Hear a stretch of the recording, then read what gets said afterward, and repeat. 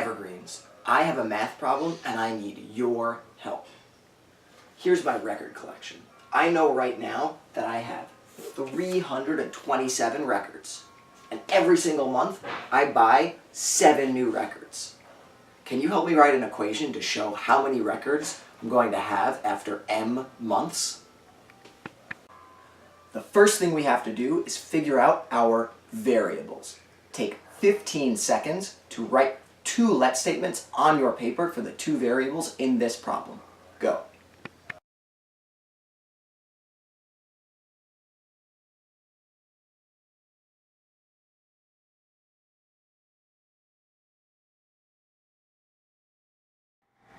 And come back together in 3, 2, 1, time.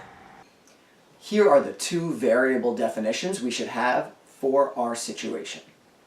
Next, we have to think what kind of function best represents this scenario. I know I buy the same number of records each month. Therefore, I have a constant rate of change, and we should have a linear function, y equals mx plus b. Take the next 15 seconds to fill in the information we know into this equation. Go.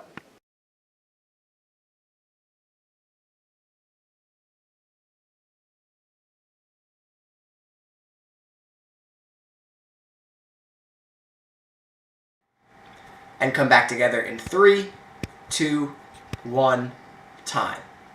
When writing my equation, I came up with 2 different possibilities, and I'm not sure which one is right. I need you guys to help me out. When I say go, take 30 seconds to determine if equation 1 or equation 2 is correct, and be sure to justify why. Go.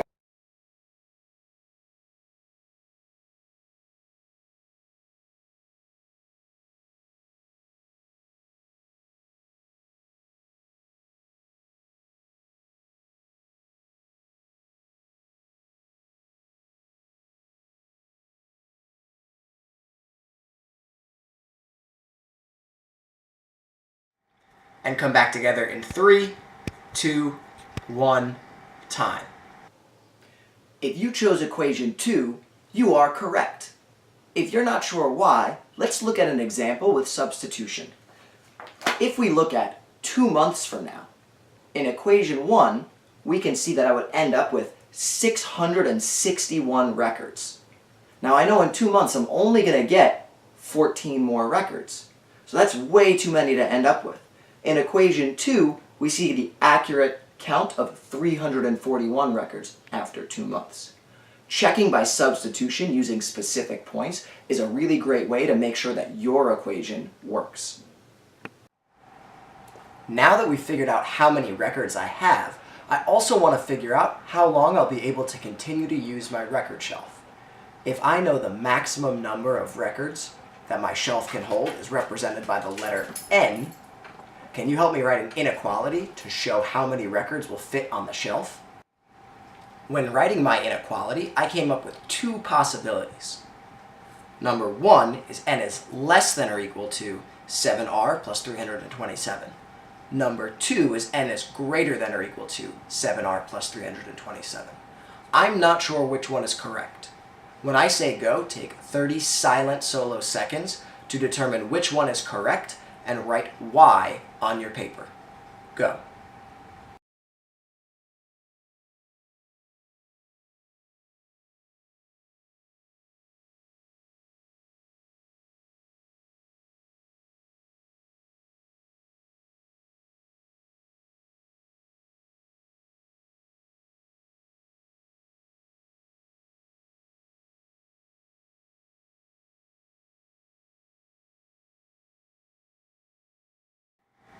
And come back together in 3, 2, 1, time.